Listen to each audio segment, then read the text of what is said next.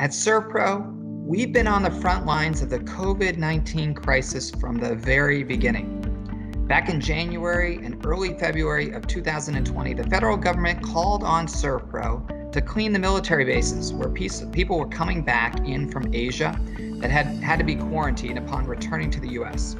We went in and decontaminated those facilities. Then, when the first cases broke out in a senior living facility in Washington state, we again were called on to provide decontamination services there as well. Since then, tens of thousands of businesses of all sizes have been calling on us every day as the pandemic has continued. People trust ServPro because we have more than 50 years of experience in deep cleaning and decontamination. It's definitely been a challenging time for everyone, and ServPro wants to do what we can to help wherever and whenever we're needed.